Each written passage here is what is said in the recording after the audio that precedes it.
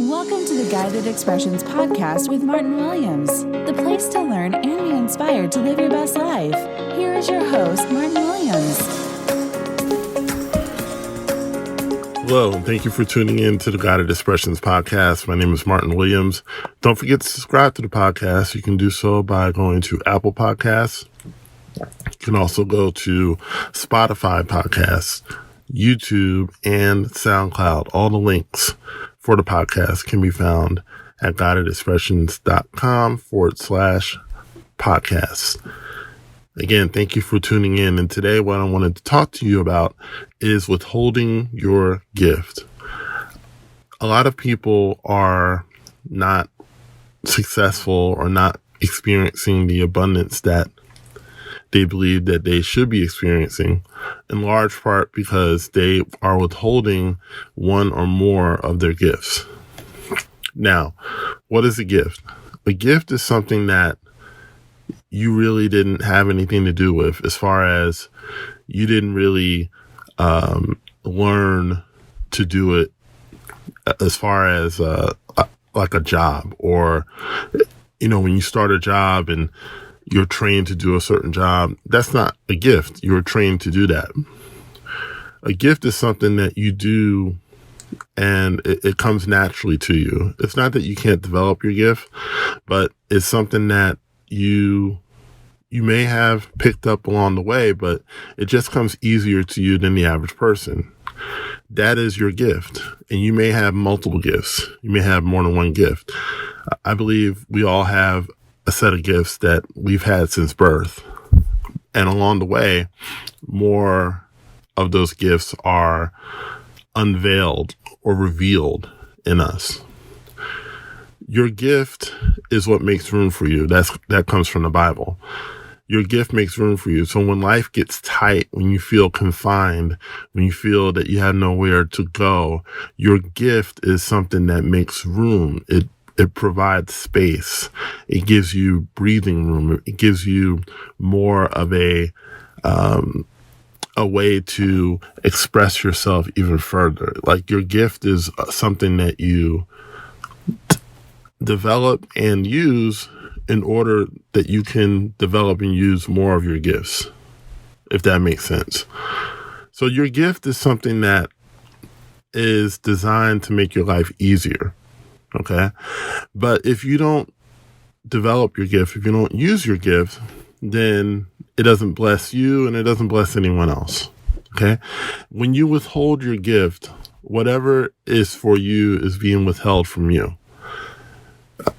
If a very rich person passes away, usually that rich person has a will. And in that will, it is designated that certain people will get certain things from that person through inheritance. But if that person, the people that have the money or have the assets coming, if they never claim it, then it's as if they never got it, basically.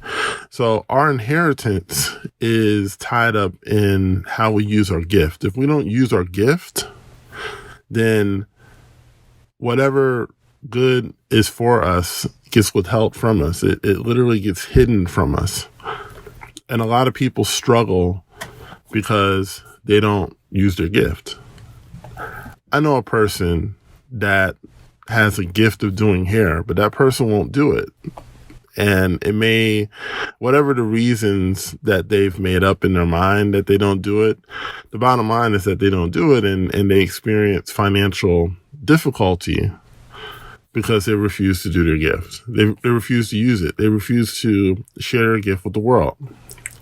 And, you know, if they would just use their gift, they have an ability to make a very good amount of money, and it would change their financial situation and probably change their life. But they refuse to use their gift. And you can probably find millions of stories like that, where people are not using the gift. They have a gift of making websites. They have a gift of, like I said, doing hair. They have a gift of cleaning. Like, some people are really good at cleaning and they're so good that they could probably not only pull themselves out of financial trouble, but they could probably hire people and pull them out too. Because everybody that I know is looking for people to clean. So, whatever your gift is, don't withhold it. If you withhold your gift, then all the good that belongs to you will be withheld from you. The Bible says that it's not meet to withhold because it tends to poverty. And it's important that we remember that, when you're withholding your gift, it leads to poverty. And it's not just financial poverty. It can be relational poverty. It could be emotional poverty. It can be mental poverty. It could be so many different things. And I think that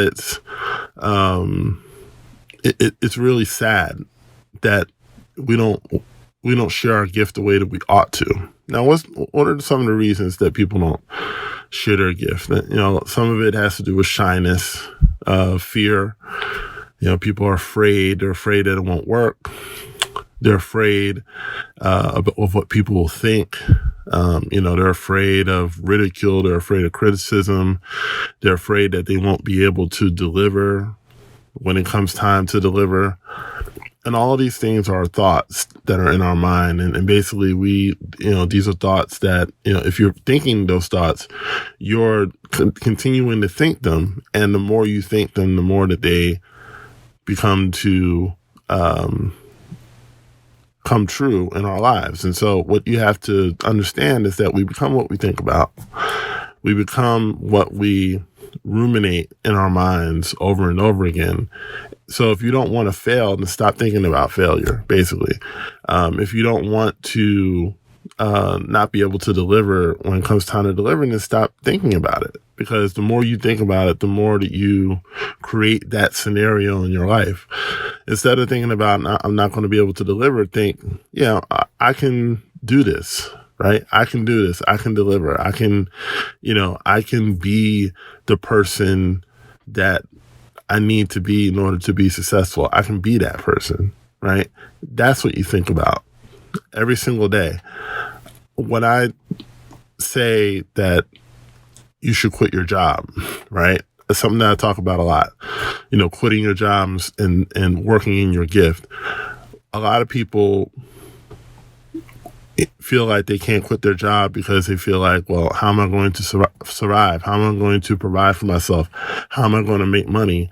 And the very thought of worrying about that creates the scenario in which you won't be able to make money.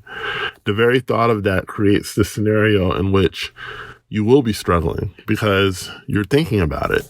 Okay? Here's the best advice I can give you. Stop thinking about it. Stop thinking about how you're going to survive. Stop thinking about how you're going to make money, because the very thought of it is creating the uncertainty. Okay? Uncertainty doesn't come from nowhere. Uncertainty comes from our thoughts. Okay? The way that you create certainty is that you create it within your mind. You have to create the thoughts and then think the thoughts of, I'm going to be able to pay my rent. I'm going to be able to pay my mortgage. I'm going to be able to make all my bills on time, easily. I'm going to be able to save money and invest.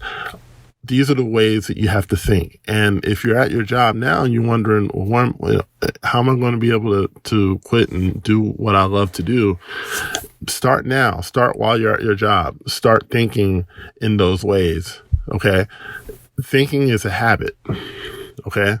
And when you learn how to think correctly, and it takes a while, all right, you're better off using the lag time to learn how to think correctly and learn how to think in line with the results that you want to produce. So I just wanted to take a side trip on that, on what I'm talking about here, because a lot of people become fearful when it comes time to release their gift or share their gift with the world. You can't think like that. You got to think in terms of, I have a gift and I'm going to share it with the world. And those who resonate with it will resonate, and those who don't. And that's it. There's a young man online right now he's really killing it. His name is Chris Johnson, and he's on Twitter. I wish I could remember his exact handle, but if you just search for Chris Johnson on Twitter, he tweets a lot about money stuff and mindset stuff. Go follow him. He's amazing. And so one of the things he talked about was when you release an idea, release a product or a service, he said there's three types of people. There's the people who are with it from day one. There are people who aren't with it. And then there are people who are thinking about it. So he says, in your marketing, focus on the people that are with it and the people who are thinking about it. Don't worry about the people who aren't with it. Don't worry about them. Okay? Because they're not going to buy anything anyway. And it just made it's so simple, but it makes so much sense, right? Focus on the people. There are people right now who are hungry for your gift. There are people who are hungry for what you have to say. There are people who are waiting for you. There are people who are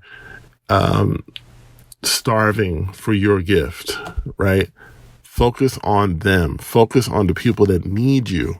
Don't focus on people who aren't going to buy, who aren't going to interact, who aren't going to do anything in response to your offering, except be negative, right?